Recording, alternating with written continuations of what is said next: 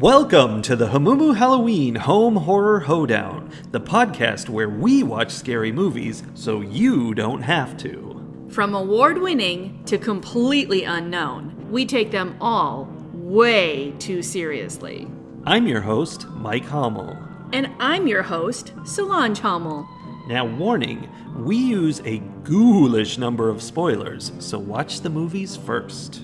Second warning, we don't know anything about anything, so don't take us seriously as we take these movies seriously. Today, we are talking about Dashcam, yet another 2022 movie. Yes, indeed. Now, this movie officially came out in 2021, and there are actually two movies called Dashcam that came out in 2021, so we will be talking about the one starring Annie Hardy. And unfortunately, yet another movie that strongly references Donald Trump. Yeah, it does indeed, and it also strongly references COVID. Yes. I don't have a problem with COVID being like a cultural touchstone. Makes sense. It makes sense. And it also makes sense that Trump is a cultural touchstone. Ugh. But it bothers me that he shows up so much. Yeah. I think the thing is, though, I think he did all along, long before he was president. People oh, Donald Trump. That was their example of a jerk. Like his cameo in Home Alone. Home Alone, New York. Yeah. Yeah. But I'm just really tired of seeing his face and hearing his stupid voice and having people spouting his terrible, terrible politics. Well, good news for you. You didn't have to see his face or hear his voice in this movie. Oh, there was a bobblehead, wasn't there? There was a bobblehead, but it didn't talk. There was a bobblehead because she booped it on the nose. Yeah. Because she liked Trump. Yes. Because we did hear an awful lot of his terrible, terrible politics. We in this did. movie. So this movie is a found footage film. It's called Dashcam because for 2 seconds of the movie, it's shot from the dash cam of a car. And that's why I wanted to see it. I'm like, oh, what a fun found footage idea. No idea that the main character would be a hardcore MAGA nut job. Yeah. She's super mad about COVID restrictions because this takes place during the height of COVID. She's super mad about COVID restrictions. She goes around going into places that, are shut down, only doing curbside food, and is no mask and argues with the owners. Yeah. And, she's, just to be clear, obviously we think she's terrible based on those kind of things, but she's also terrible. She is a rude, awful human being who's abusive to everyone around her, including her friends. So here's the perfect encapsulation of who she is and how she functions in the world. She wants to go see her friend, which she shouldn't be doing because it involves travel, to another country. She flies to England. Yeah. She wants to go see her friend. She doesn't tell him she's coming. She flies across the country, goes to his house, finds the key under a rock or whatever, sneaks into his house in the middle of the night, goes into his bedroom, and wakes him up by hawking a loogie into the palm of her hand and slapping him across the face with it. That is what happened. And it's been quite a while since she's seen him. A long time. He has a girlfriend, a fiance. He's moved on to a different, more mature part of his life where this is not a thing he still does. And so, he's freaked out. His girlfriend is freaked out. It is a really unpleasant thing. They're super angry about it. And then she plays the victim. Yes. Because they didn't get her funny joke. Yeah. That is who she is. And playing the victim is key to the whole thing. That's the whole mentality, and it is encapsulated in this movie extremely well. Being terrible to everyone else, and then the fact that they're intolerant of you makes you the victim. Yes. Ugh. And I feel like there was supposed to be some sort of redemption in the fact that she decided, she kind of took this woman who at first just seemed like she maybe was unwell. Maybe I sort of thought there was some sort of like human trafficking thing going on. Like there was definitely something sketchy. And she, for some reason, takes this one woman under her wing and decides that she's, I don't know, one of the good ones. And so now she's someone she's going to protect. Yeah. And That's then- what it seemed like the arc of the movie was going to be. Like she was going to learn something. Right. Or at the very least that there was an element of her not being a terrible person. She's had this one experience with this one person and realized that this one person is a decent human being. And, you know, despite maybe not learning something about, you know, her own personal growth or whatever, that there maybe would have been some kind of arc or improvement in her. Yeah. That there's some redeeming quality underneath her. And I didn't see that at the end. Like, even with this one character, she did take her under her wing, but then eventually, I don't know, it all devolved into such chaos. Yes, it did. Which sort of felt like it was the same as her whole life. Like, she lives her whole life in this constant state of confused chaos. Like, why are people so angry at me? Even after she's just broken into their house in the middle of the night and slapped them awake with a handful of snot during a pandemic. Like, oh, I didn't even think of that. I just thought it was gross, but yes. Like her constant confusion about why the world isn't responding to her the way she thinks it should. That's how this whole movie went. Like, it was just constant confusion. And I sort of feel like if I had been talking to any of the people involved in this movie about how it didn't make any sense to me, they would be like, but what? Like, it's all right there. Like, you're being irrational. And that's reflected in that, like the actual visuals of the movie. It's just like, you know, it's found footage, so it's going to be shaky cam, but you couldn't tell what was going on in 90% of this movie. It was just a mess. Especially in the parts where there was actually something going on.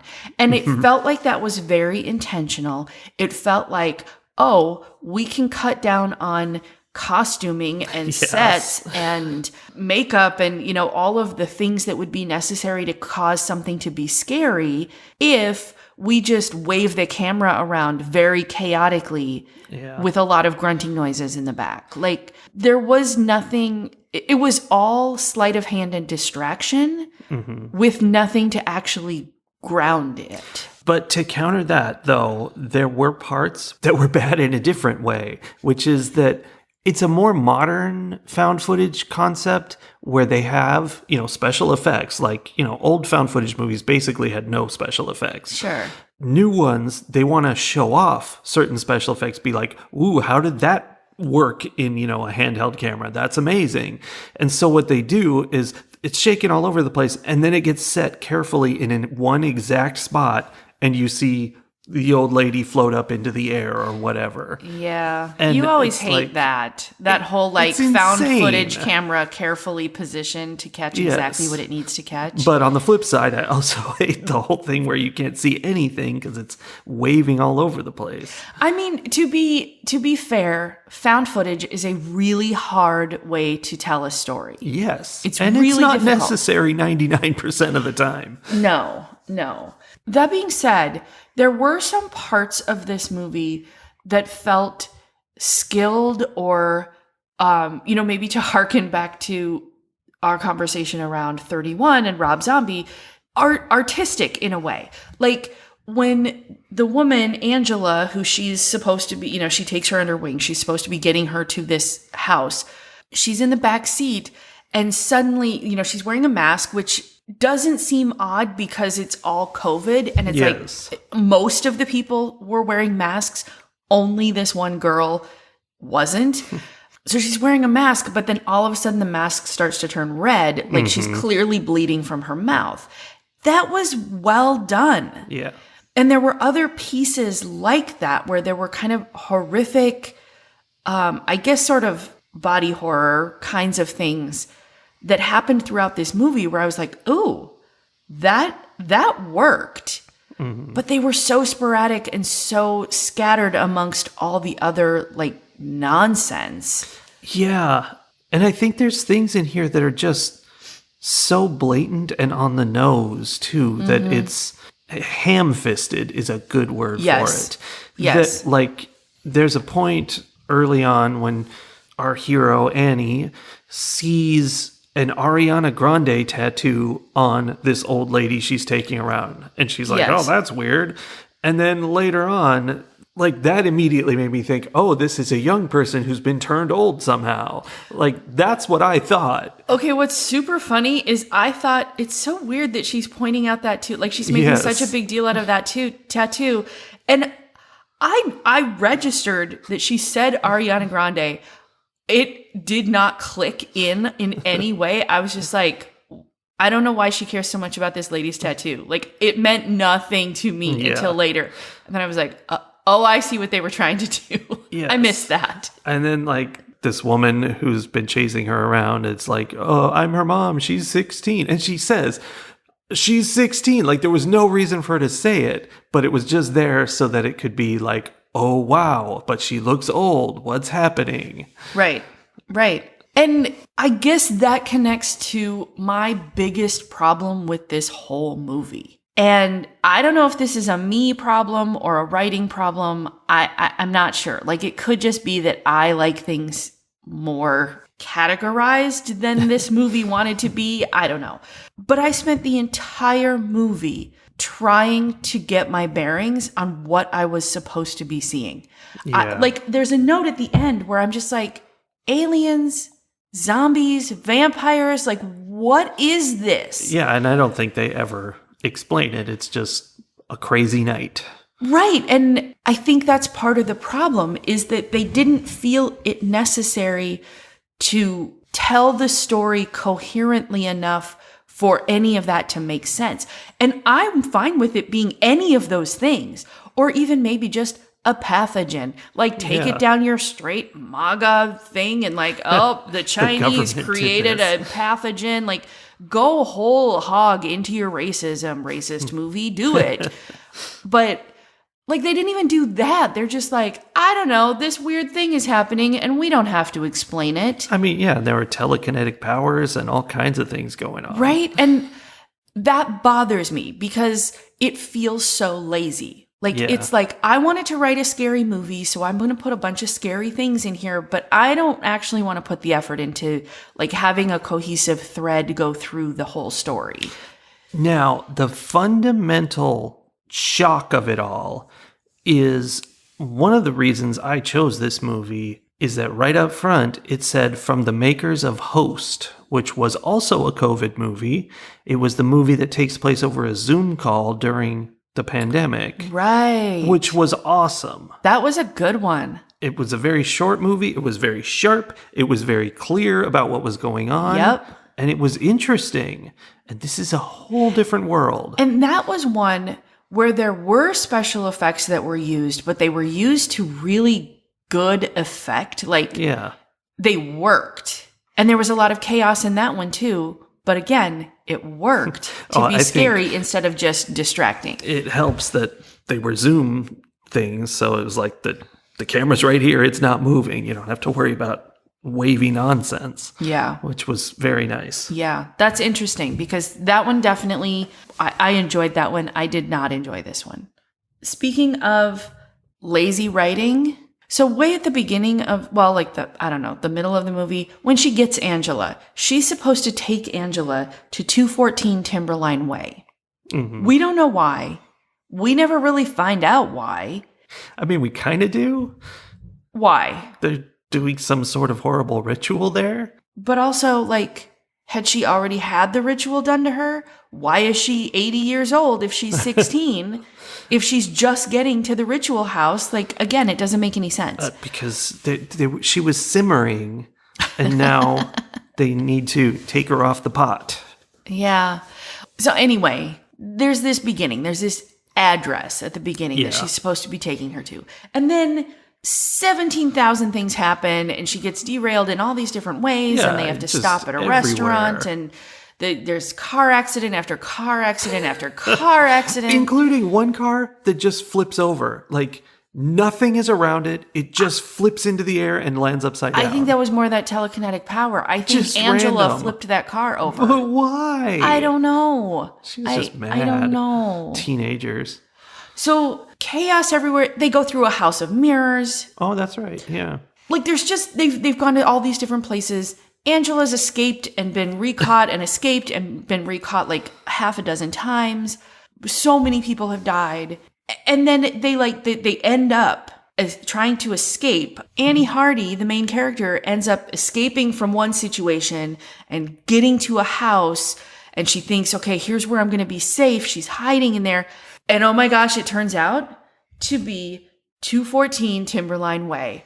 And my note in all caps is no bad writers. That's just absurd. That is unacceptable.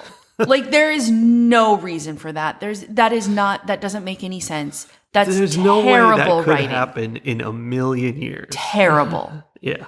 But they had to do it because the mystery is what's at this house. And so that's where, she could have like gone, I need to know. And she goes to that house. Right? But no, she's in the house. She's deep in the house. And she suddenly realizes somehow that she is at 214 Timberline. Not even when she gets there. Yeah, she's already sees a piece inside. of mail or something. It literally makes me angry even now thinking about it. Yeah. Annie Hardy Yes, is not just a character. She's a No. real human being. she is. And I'm worried that this is one of those cases where we're going to hear back on Twitter. So, hi, Annie. But after seeing this movie, I was like, I have to find out, if she's a real person, what's she really like? So let me talk about that, what I found in my research. What you actually saw. First of all, in this movie, she drives around town in a car and does like a streaming show called Band Car. Oh, yes, I have the tag for that. It is Bandcar, the internet's #1 live improvised music show broadcast from a moving vehicle. And that is the actual tagline for her actual streaming show that she does, where she drives around in a car. She raps the whole time she's driving around, and when people in her comments say a word, she'll put that into the rap. The whole thing's just a freestyle rap on the go as she goes. That's real. I have a very important question. Yeah. Okay, so she does that and she has a chat going and people put in all caps the words they want her to include in her rap. Uh-huh. Fine, that makes sense. And that happens in this movie as well, which makes sense. Were they doing that in real time? Were those real fans doing that in this movie? I do not have that information for you, but she did say pretty much everything was improvised. So maybe she just improvised imagining what words were going to happen and they put that in later. Oh, my brain hurts so much more now because of that. Why? We'll get to it. Go ahead and finish what you were saying about Annie. So she really does that show, which is cool. She's the lead singer of a band. And so the real question and the thing I was looking up is she really so MAGA and horrifying? And the answer to that was very hard to figure out because number one, she's one of those people who is all devil's advocate and all messing with people to the point where you can't tell what the real truth of things is. But the gist that I got is that she is, in fact, not MAGA per se, but rather she is totally into all these conspiracies and COVID's fake and this and that and every conspiracy combined, but she doesn't like Donald Trump. So it's like just a crazy mixed up worldview that being outside of her head, I couldn't possibly explain to you. So Sure. I guess that what I have to say about that, and I don't really want to talk about her much. No. That doesn't feel it's safe or productive. But what I feel about that, separate from her as an individual and more about people who take that approach to the world, is that that's how we got MAGA. right. It started with those people who feel like they are so far outside of society and that they're so much better than social rules and norms and that everything needs to be turned on its head. And which fine, like, yes, question things, question authority, all of that. But there's a point where you're not questioning authority for the betterment of things. You're just doing things to cause chaos. You're just throwing wrenches into the works because you like to see the sparks and the smoke that come when the machinery collapses. But you're not thinking at all about how the collapse of the machinery impacts people who have less privilege than you do. Oh, definitely.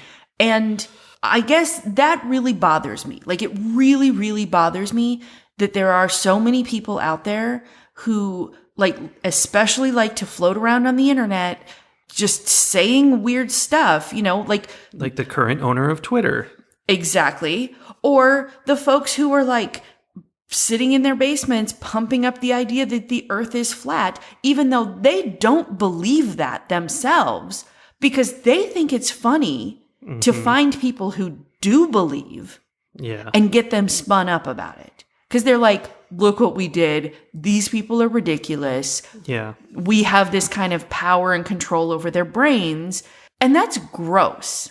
And so I don't know if she's someone who is running around spinning people up because she likes to watch the world burn, or if she's a victim of people who run around spinning people up because they like to watch the world burn. But whichever all in all, it is, it's a big problem in society. Right. Whichever it is not beneficial in any way, not even in the question authority, look for problems and take care of others and, you know, all of that. Like, it doesn't help anything at all. And that really bothers me. Yeah, there's definitely nihilism to a lot of things in the world today that are just like, I think we're so close to the end times because we're in the middle of them. Yes. That a lot of people are like, it doesn't matter what I do. The world is done. And, you know, part of it is this whole thing of, I saw a guy talking about this. He's like a Gen X a Gen Zer talking to millennials. I'm like, oh my gosh, Gen Z, but you're a baby. But he was talking about how, like, you know, he saw his parents, you know, being able to buy houses and do things. And he could at first. And then in the middle of his life, it was like, no, the economy is done for me. I can't succeed anymore. And so he's, you know, seeing these millennials and how they live in a world where ownership is no longer a thing, and they're just downtrodden beneath corporate boots. And he's like, I've seen this transition, and people have nothing anymore. And when people have nothing, there's a riskiness that they're willing to engage in terms of just like, whatever. The future doesn't exist. Why behave as if it does?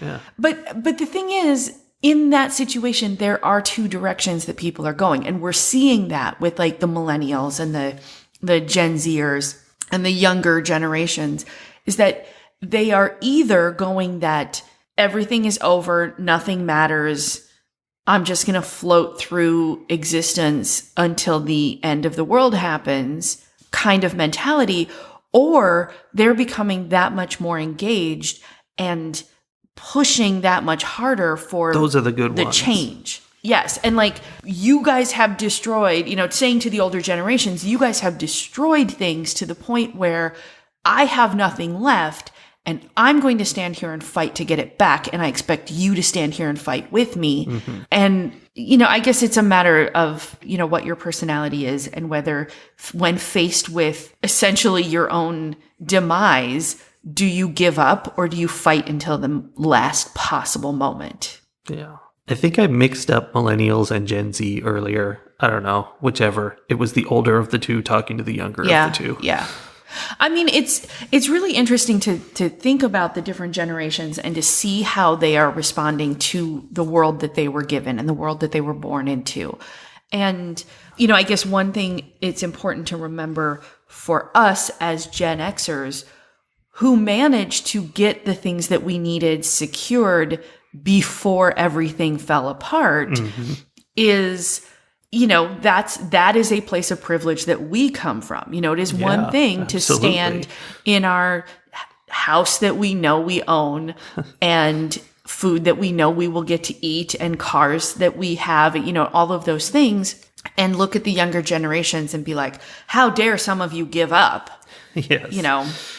That I recognize that that's privilege, but also I am the one who's like, I will sometimes talk about giving up and talk about how like I'm just going to crawl under the covers and stay there forever. But when it comes down to it, I am going to take my sore feet and my aching head. I'm going to go walk another turf and drop some more lit for my campaign candidate today because we have like 3 days of voting left. You go, girl. So, it's those personalities. And I guess as that personality, I really have a hard time respecting the personality type that is encapsulated in this character of Annie. Yeah.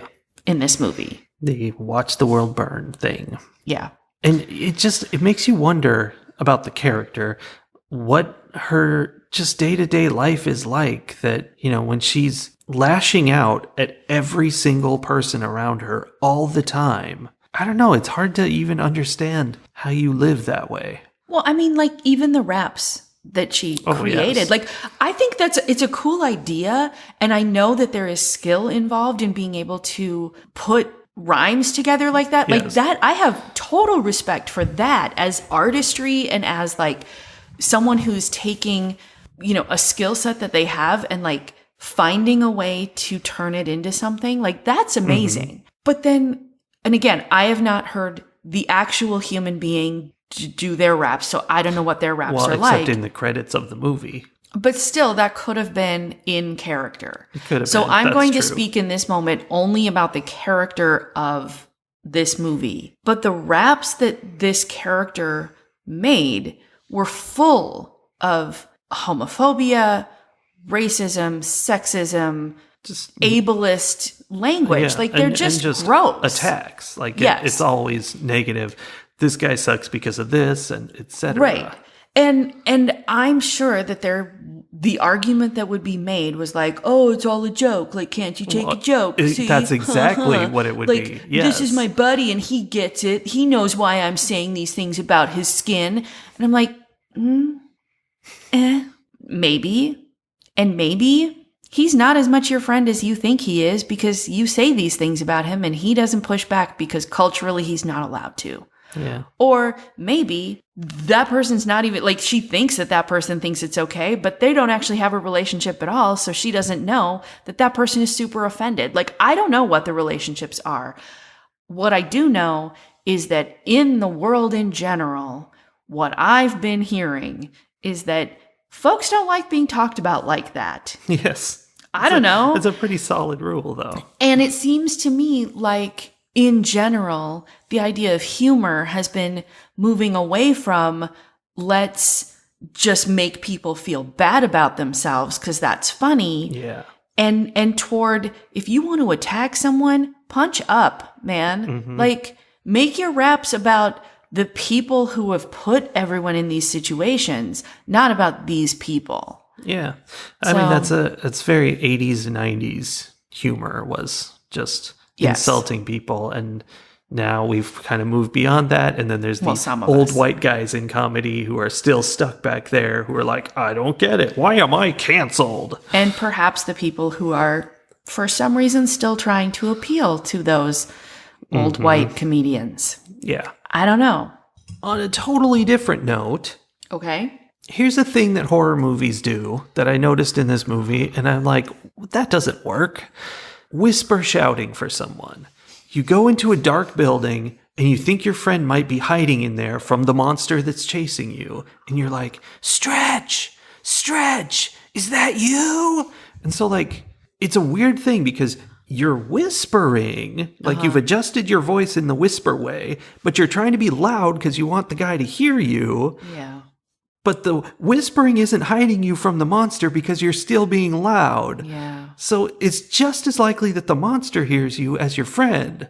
It's not useful. I mean, it's sort of as if when you whisper, only the person you want to hear you can hear you, and that's not how whispers work. Yeah, that's not how sound works. It's funny that you mentioned that because I was watching an episode of Criminal Minds the other night. No way. I know. Shocking. It's not a thing that I do constantly these days as mental health care. No, I was watching an episode, and in this episode, there was like a home invasion, and this little girl had her phone, and she was calling 911, and her dad had hid her under the bed, and it was fine. Like, she was talking to the person on the phone while the invader was in a different part of the house. Yeah.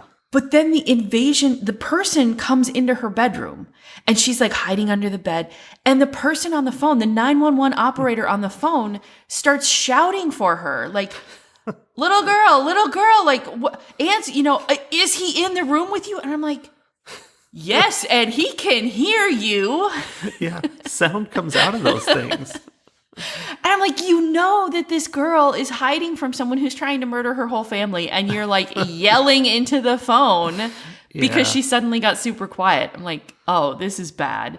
And it was exactly the same thing where I was like, oh, they're trying to make us think that only she can hear this. But that's not how sound works. No, sound is pretty simple, really. Yeah. You don't have to figure it out. That is a funny thing that people use. Ratings. While we were watching this movie, I was pretty sure I had found my first 0 for the year. I don't like this movie. That's what a 0 suggests. It didn't work for me on a lot of levels, and it ticks a lot of this movie gets a 0 boxes around, like, just not adding anything to the world that I think needs to be added. Mm-hmm. But when I think about giving it a 0, there's something in there that makes that feel wrong, because there is some level of effort that seems to have been made in this movie. And honestly, I think if the message of the movie had been different, I would have rated this movie much higher. Yes. Because I think there was some quality acting in there. There were some good special effects. I think there were some things that really were done well. There were things that were not, but that happens with horror movies. Mm-hmm. But by the end of this movie, when I think about people watching this movie feels like a movie that's trying to watch the world burn, and that is only adding negativity and problems to the, cultural zeitgeist. Did I use that term correctly? That's pretty good. And that's where I give those 0s. So I'm super torn on this one. And I guess I am going to give Dashcam 1/2 of a very insincere apology. And leave it at that. This whole movie bothered me. I'm sad that I spent the time watching it. Yeah. I'm sad that the things that it said are now in my head. And to go back to the thing I had mentioned earlier, I'm extra sad thinking that the people commenting in that movie might have been people her legit fans, commenting, getting to be part of the movie. Getting to have a cameo. Because there were some really horrific things being said, and it just contributes even more to that disengagement, and we all live in our basements and are separate from everyone else, and other people aren't real, and it's okay if horrible things happen to them, and we can laugh about it because we're just on the internet. Yeah. And I don't know if that's what was actually happening, but now I have that little piece in there, and that makes me feel that much grosser about this movie. So, apologies to those who participated in making it. If you end up hearing this review, we know nothing about nothing, but I'm giving it 0.5 point, a thin 0.5 point. I also did not like this movie. It was blurry and confusing, and as we've discussed, there's no character arc. It's just all goes from bad to bad. And that's one of the things that bothered me, was how disaffected she was with the terrible, scary things happening. She'd get really scared and run away, and then she'd be like, man, whatever, you can't get me, monster. And it's that's not a appropriate reaction to tentacles coming out of somebody, or realistic, appropriate or realistic. Exactly. That's not how that's how she thinks she would behave. Yeah. I think they were trying to, maintain that character throughout the movie. And realistically, even if she didn't grow in any way, she would still let out her real, vulnerable, terrified self instead of backing into bravado the whole way. So, or she would have ended up dead way earlier. Yeah, that's another option. But overall, I give this 1 very insincere apology out of 5 because I feel like it's just a bad movie. It's a 1. Fair enough. Fight the horror of a world gone mad. So, my hot political tip this week is less a political tip and more a functioning in the world tip. And I guess it's more of a request than a tip. Okay. Like, I just hope that the people who listen, and I know the people who do listen are already, they know this, but I think there might be a few people who listen that we don't know. I really hope that those people choose, when faced with disillusionment and frustration with how the world is going, because most people feel that way right now. Whatever your political bent is, most people are unhappy with how things are going. I hope, regardless of how you think the solutions should be implemented, I really hope that everybody listening is working towards solutions instead of taking that mentality of everything is terrible, everything is broken, I give up. Mm-hmm.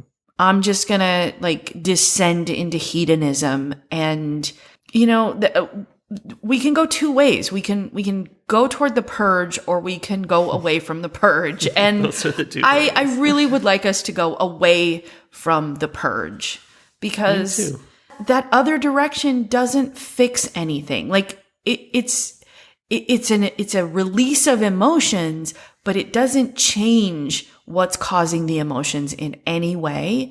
And it just sends us further down that dark path. And I don't know how to explain it in a way to convince people like Annie Hardy that there's a better option, but there is a better option. And I just hope as many people as possible go the other direction. Okay, I agree.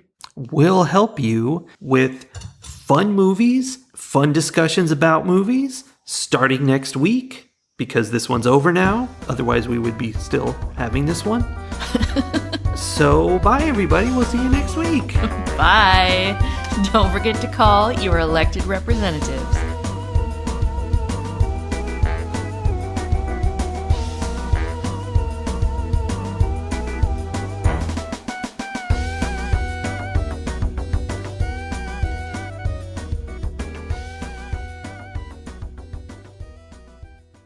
Am I going to talk? Starting this conversation? I don't know. Who's driving this thing? Oh, no, Bear is driving.